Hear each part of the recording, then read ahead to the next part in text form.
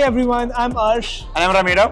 We are here at KubeCon Paris and it's a great venue and it's been a great conference so far, especially for us because we got to talk to a lot of people in the platform engineering space. In this video, we got to ask them what key hurdles they are seeing in platform adoption. And it's an amazing video. It was fascinating to see how many different companies are implementing platforms and how each of them have very similar challenges, but also different ways of approaching it. So check out the video. I hope you like it.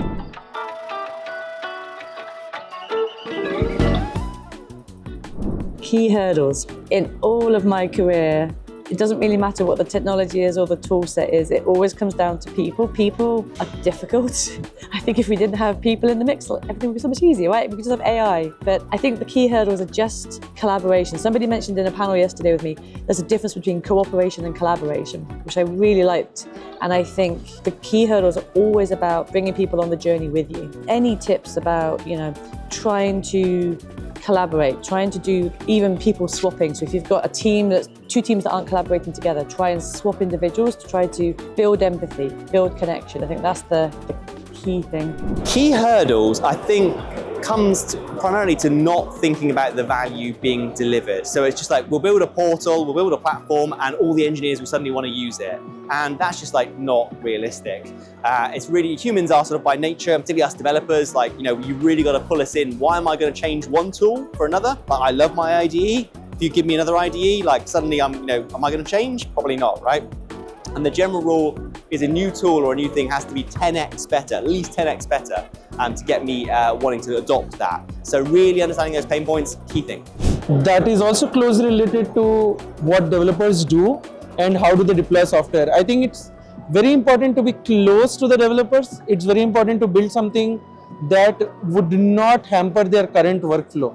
Because for developers to change their workflows, it's kind of if you build hurdles for people to adopt something, it's not going to be a good one. So that is something that you need to take care of when building a platform. I think the key challenge for adoption is understanding that a lot of platform is people. A lot of times we focus on the tools as the solution, but certainly for adoption, it's people. You want to get in there. If you have a tool, you want to take it out to the teams and you want to sit with them. And, I have a blog post talking about this specifically because, you can run your demos, you can run your all hands. That gets a little bit of excitement in the moment, but that will quickly fizzle out after a day or a week. So really going to the teams and speaking to them, really understanding their issues and their challenges and making sure they understand sort of platform capabilities is critical and often overlooked, We're all sometimes making this mistake, and I've made this mistake too of if you build it, they will come. That's the first step, that's 10%. The 90% is going to people and talking to them and getting them to understand about your platform. Key hurdles. Yeah, I think there's a steep learning curve of Kubernetes, right? And as I mentioned, we need to abstract that, but a key hurdle is really managing their apps on Kubernetes. They require constant support for it.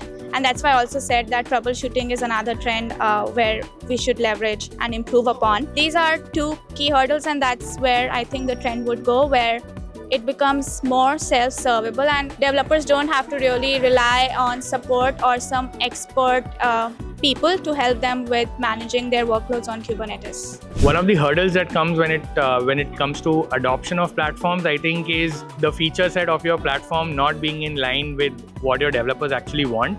Maybe it's a different tool set. Your developers are using certain tools and your platform provides a certain tool.